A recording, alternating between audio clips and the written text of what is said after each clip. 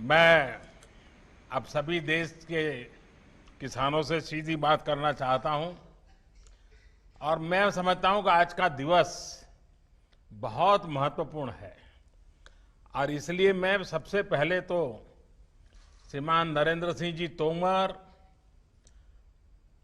कृषि मंत्रालय के सभी अधिकारी, कृषि विभाग की पूरी टीम, बैंकिंग सेक्टर के मित्र, इन सबको मैं बधाई देता हूं क्योंकि आज छुट्टी का दिन होने के बाद भी बैंक समेत सभी लोग इस कार्यक्रम को सफल बनाने के लिए जुटे हुए हैं और मुझे खुशी है कि कृषि मंत्रालय ने आज का रविवार होने के बाद भी जो दिवस पसंद किया है और उसका कारण बहुत महत्वपूर्ण है, बहुत बड़ा प्रेरक है। आज हल षष्ठी है। हम किसान भाई बहन बहुत भली तरह जानते हैं कि आज हल षष्ठी है, भगवान बलराम जी की जयंती है और किसान भगवान बलराम को पूजता है, हल की पूजा करके ही अपने कारोबार को चलाता है। तो ऐसा एक पवित्र दिवस आज एक बहुत बड़ी योजना लेकर के आए हैं। मैं सभी देशवासियों को विशेष तौर पर मेरे किसान भाइयों बहनों को हल छठ की और दाऊ जन्मोत्सव की बहुत बहुत शुभकामनाएं देता हूं। इस बेहतर पावन अवसर पर देश में कृषि से जुड़ी सुविधाएं तैयार करने के लिए 1,00,000 करोड़ रुपए का विशेष फंड लॉन्च किया गया है। आज के पवित्र दिन पर लॉन्च किया गया है। इससे गांवों गांवों में बेहतर भंडारण, आधुनिक कोल्ड स्टोरेज की चेन तैयार करने में मदद मिलेगी और गांव में रोजगार के अनेक अवसर तैयार होंगे। इसके साथ साथ 8.5 करोड़ किसान परिवारों के खाते में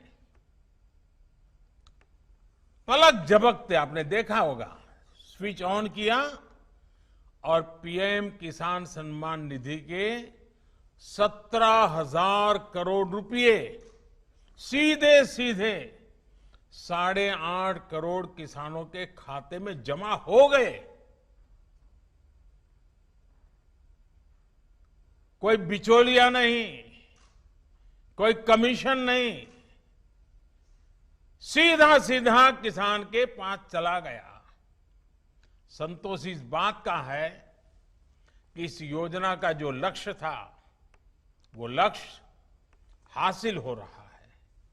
हर किसान परिवार तक सीधी मदद पहुंचे और जरूरत के समय पहुंचे, इस उद्देश्य में ये योजना सफल रही है। बीते 1.5 साल में इस योजना के माध्यम से 75,000 करोड़ रुपए सीधे किसानों के बैंक खाते में जमा हो चुके हैं। इसमें से 22,000 करोड़ रुपए था कोरोना के कारण लगे लॉकडाउन के दौरान किसानों तक पहुंचाए गए हैं। साथियों, दशकों से ये मांग और मंथन चल रहा था कि गांव में उद्योग क्यों नहीं लगते। जैसे उद्योगों को अपने उत्पाद का दाम तय करने में और उसको देश में कहीं पर भी बेचने की आजादी रहती है, वैसी सुविधा किसानों को क्यों नहीं मिलती। ये अन्याय किसानों के साथ क्यों हो रहा है। अब ऐसा तो नहीं होता कि अगर साबुन का उद्योग किसी शहर में लगा है तो उसकी बिक्री सिर्फ उसी शहर में होगी। कि साबुन तो देश के हर कोने में, दुनिया में कहीं पर भी बिक सकता है, लेकिन खेती में अब तक ऐसा नहीं होता था। जहां अनाज पैदा होता है तो किसान को स्थानीय मंडी में जाकर के ही उसको बेचना पड़ता था। इसी तरह ये भी मांग उठती रही कि अगर बाकी उद्योगों में कोई बिचौलिए नहीं है तो फसलों के व्यापार में ये बिचौलिए क्यों होने चाहिए। अगर उद्योगों के विकास के लिए इंफ्रास्ट्रक्चर तैयार होता है तो वैसा ही आधुनिक इंफ्रास्ट्रक्चर कृषि के लिए भी मिलना चाहिए। साथियों, अब आत्मनिर्भर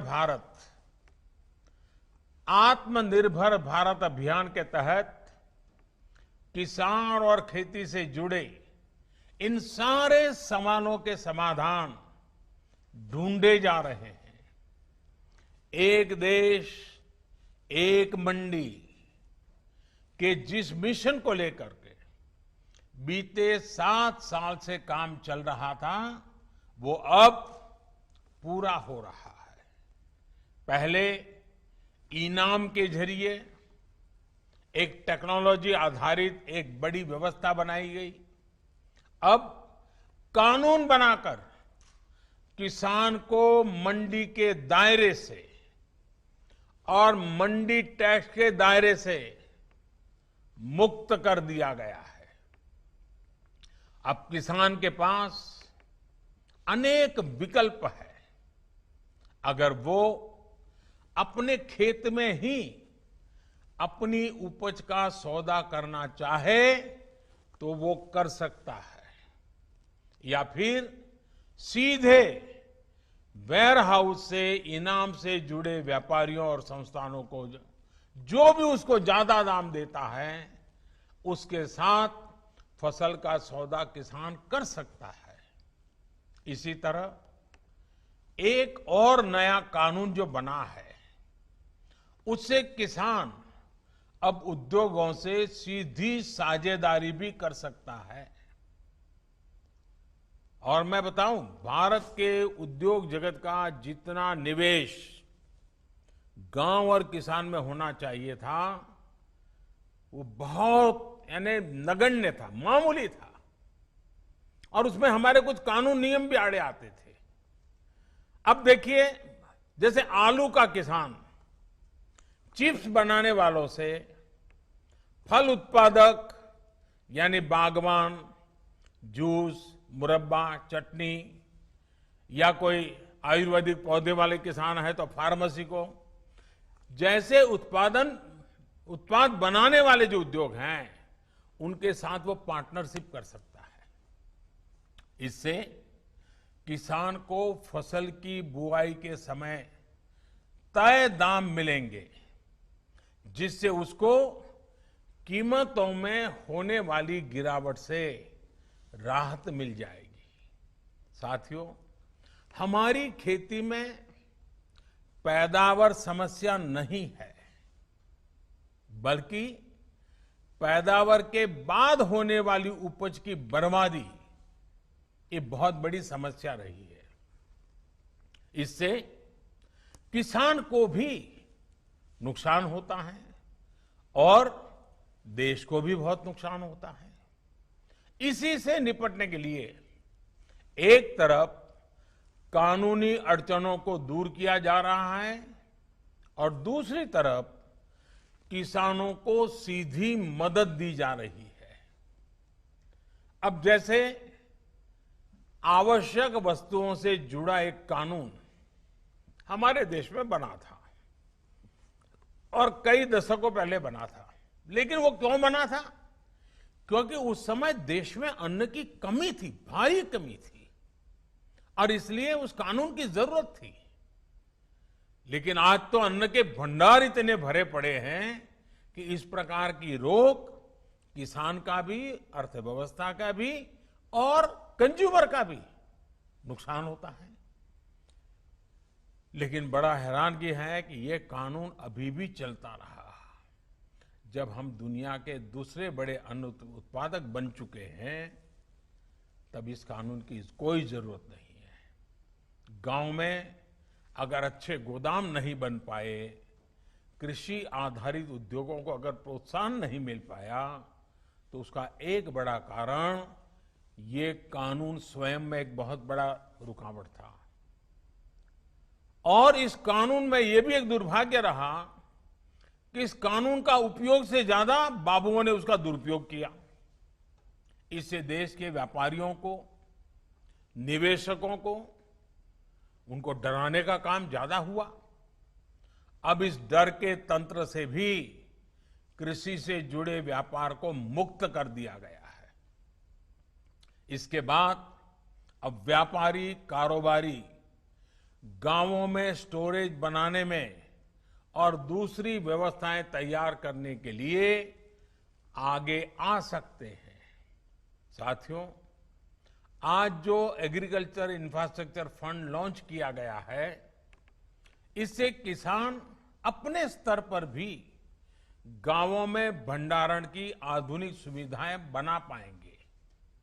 इस योजना से गांव में किसानों के समूहों को, किसान समितियों को, एफपीओ उनको वेयर हाउस बनाने के लिए, कोल्ड स्टोरेज बनाने के लिए, फूड प्रोसेसिंग के जुड़े उद्योग लगाने के लिए 1 लाख करोड़ रुपए की मदद मिलेगी। 1 लाख करोड़ रुपया इस काम को गति देने के लिए बहुत बड़ी ताकत है।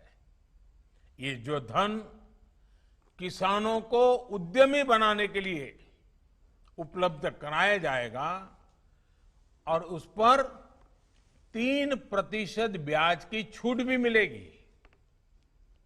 थोड़ी देर पहले ऐसे ही कुछ किसान संघों से मेरी चर्चा हुई अभी, जो सालों से इस किसानों की मदद कर रहे हैं, संगठन बना करके कुछ न कुछ नई नई कल्पनाएं के साथ आगे बढ़ रहे हैं। इस नए फंड से देश भर में ऐसा काम करने वाले संगठनों को बहुत बड़ी ताकत मिलेगी, बहुत बड़ी मदद मिलेगी। साथियों, इस आधुनिक इंफ्रास्ट्रक्चर से कृषि आधारित उद्योग लगाने में एक बहुत बड़ा बदलाव आएगा और बहुत बड़ी गति आएगी। आत्मनिर्भर भारत अभियान के तहत हर जिले में मशहूर उत्पादकों के साथ देश और दुनिया के मार्केट तक पहुंचाने के लिए एक बड़ी योजना बनाई गई है। इसके तहत देश के अलग अलग जिलों में गांव के पास ही कृषि उद्योगों के क्लस्टर बनाए जा रहे हैं। साथियों, अब हम उस स्थिति की तरफ बढ़ रहे हैं जहां गांव के कृषि उद्योगों से फूड आधारित उत्पाद शहर जाएंगे और शहरों से दूसरा औद्योगिक सामान बनकर गांव पहुंचेगा। यानी ये अब 2 वे चलेगा और यही तो आत्मनिर्भर भारत अभियान का संकल्प है और जिसके लिए हम सबको मिलकर के एक नए तरीके से, नई सोच के साथ, नए संकल्प के साथ काम करना है। अब सवाल ये उठता है कि जो कृषि आधारित उद्योग लगने वाले हैं, उनको कौन चलाएगा? इसमें भी ज्यादा हिस्सेदारी हमारे छोटे किसानों के बड़े बड़े समूह, जिनको हम एफपीओ कह रहे हैं या फिर हम उसको किसान उत्पादक संघ कह रहे हैं, इन्हीं के द्वारा होने वाली है। और इसके लिए बीते 7 साल से एफपीओ किसान उत्पादक समूह, इसका एक बड़ा नेटवर्क बनाने का अभियान चलाया है। आने वाले सालों में ऐसे 10,000 नए एफपीओ किसान उत्पादक समूह पूरे देश में बने, इस पर सभी राज्यों के साथ मिलकर के काम को आगे बढ़ाने पर बल दिया जा रहा है। साथियों, एक तरफ एफपीओ के नेटवर्क पर काम चल रहा है, तो दूसरी तरफ खेती से जुड़े स्टार्टअप्स को प्रोत्साहित किया जा रहा है। अभी तक लगभग 350 कृषि स्टार्टअप्स को मदद दी जा रही है। ये startups food, particularly food processing से जुड़े हैं, artificial intelligence, internet of things, खेती से जुड़े स्मार्ट उपकरणों के निर्माण और रिन्यूएबल एनर्जी से जुड़े हैं। साथियों, किसानों से जुड़ी ये जितनी भी योजनाएं हैं, जितने भी रिफॉर्म्स हो रहे हैं, इनके केंद्र में हमारा छोटा किसान है। और हमारे देश में सबसे ज्यादा संख्या छोटे किसानों की है। यही छोटा किसान है जिस पर कोई भी आपत्ति आए तो सबसे ज्यादा परेशानी छोटे किसान को होती है। और यही छोटा किसान है जिस तक सरकारी लाभ पूरी तरह पहुंचे, ये हमारा संकल्प है। बीते 6-7 सालों से इसी छोटे किसान की स्थिति को बदलने का हम निरंतर और बड़े सुविचारित ढंग से प्रयास कर रहे हैं।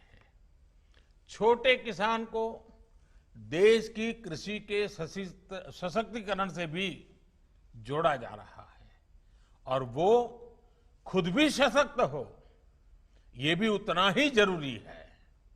साथियों, 2 दिन पहले ही देश के छोटे किसानों से जुड़ी एक बहुत बड़ी योजना की शुरुआत की गई है, जिसका आने वाले समय में पूरे देश के किसानों को बहुत बड़ा लाभ होने वाला है।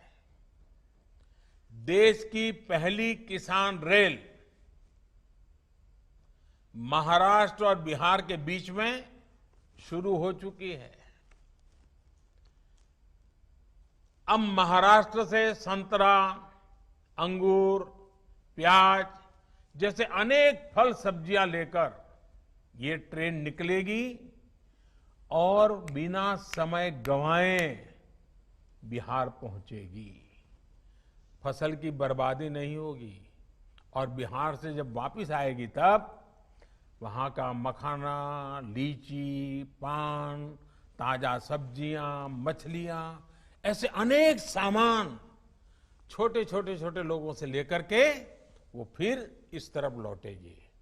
यानी बिहार के छोटे किसान मुंबई और पुणे जैसे बड़े शहरों से सीधे कनेक्ट हो गए हैं। इस पहली ट्रेन का लाभ यूपी और मध्य प्रदेश के किसानों को भी होने वाला है, क्योंकि ये ट्रेन उन किसानों के रास्ते से भी गुजरने वाली है। इस ट्रेन की खासियत ये है कि ये ट्रेन पूरी तरह से एयर कंडीशन है। यानी एक प्रकार से ये पटरी पर दौड़ता हुआ कोल्ड स्टोरेज है। ये कोल्ड स्टोरेज ही दौड़ता रहेगा, जाएगा, आएगा, सामान लाएगा, छोड़ेगा। इससे दूध, फल, सब्जी, मछली पालक ऐसे हर प्रकार के किसानों को भी लाभ होगा और शहर में इनका उपयोग करने वाले उपभोक्ताओं को भी लाभ होगा। ताजा चीजें मिलेगी उनको और जहां से उनको अच्छी चीज चाहिए वहां से मिलेगी। किसान को लाभ ये होगा कि उसको अपनी फसल स्थानीय मंडियों या हाट बाजारों में मजबूरन कम दाम पर बेचना नहीं पड़ेगा। उसकी मजबूरी जाएगी।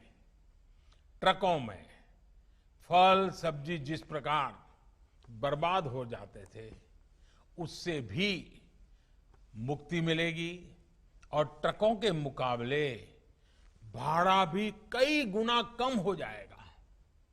शहरों में रहने वाले साथियों को लाभ ये होगा कि अब मौसम के कारण या दूसरे संकटों के समय फ्रेश फल सब्जियों की जो कमी हो जाती थी वो भी नहीं होगी और कीमत पर भी जो कभी कभी खेल खेलने का लोगों को मौका मिल जाता था वो भी बंद हो जाएगा। इतना ही नहीं, इससे गांवों में छोटे किसानों की स्थिति में एक और परिवर्तन आएगा।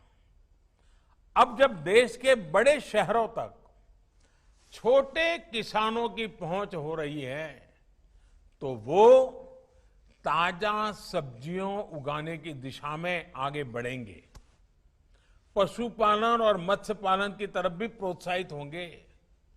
इससे कम जमीन से भी अधिक आय का रास्ता खुल जाएगा।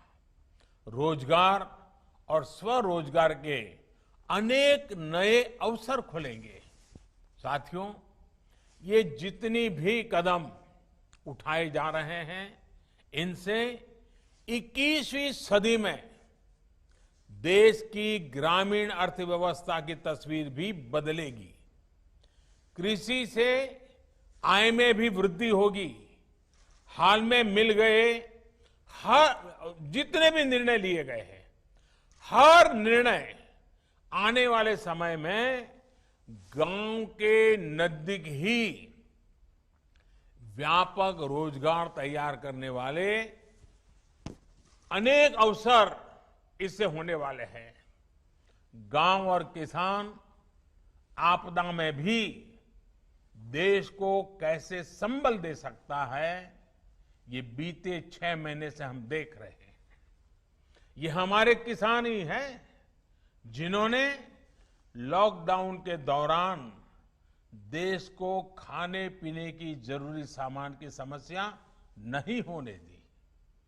देश जब लॉकडाउन में था तब हमारा किसान खेतों में फसल की कटाई कर रहा था और बुआई के नए रिकॉर्ड बना रहा था।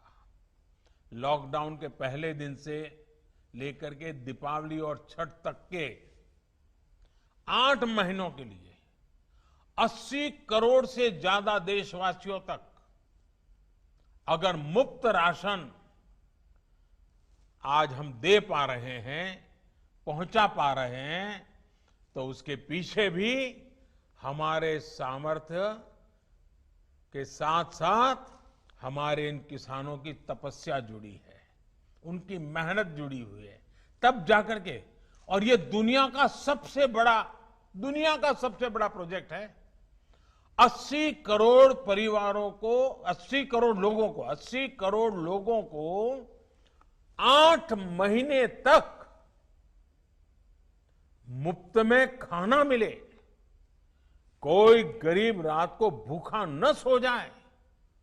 अगर हमारे किसानों ने ये तपस्या न की होती, इतना बड़ा काम न किया होता, तो शायद ये हम भी चाहते हुए भी शायद न कर पाते। साथियों, सरकार ने भी सुनिश्चित किया कि किसान की उपज की रिकॉर्ड खरीद हो, जिससे पिछली बार की तुलना में करीब 27,000 करोड़ रुपए ज्यादा किसानों की जेब में पहुंचा है। बीज हो या खाद, इस बार मुश्किल परिस्थितियों में भी रिकॉर्ड उत्पादन किया गया और डिमांड के अनुसार किसान तक पहुंचाया गया। यही कारण है कि इस मुश्किल समय में भी हमारी ग्रामीण अर्थव्यवस्था मजबूत है, गांव में परेशानी कम हुई है। हमारे गांव की ये ताकत देश के विकास की गति को भी तेज करने में अग्रणी भूमिका निभाए। इसी विश्वास के साथ आप सभी किसान साथियों को मेरी तरफ से बहुत बहुत शुभकामनाएं हैं। भगवान बलराम के हम पर आशीर्वाद बने रहें। कोरोना को गांव से बाहर रखने में जो प्रशंसनीय काम मेरे किसान भाई बहनों ने, हमारे गांव वालों ने किया है, उसको आप जरूर जारी रखेंगे। 2 गज की दूरी और मास्क है जरूरी, ये मंत्र पर अमल करते रहें, सतर्क रहें, सुरक्षित रहें। भगवान बलराम के आशीर्वाद सदा सर्वदा आप पर बना रहे, इसी शुभकामना के साथ सभी मेरे देश के किसान भाइयों बहनों का मैं हृदय से बहुत बहुत आभार व्यक्त करता हूं। धन्यवाद।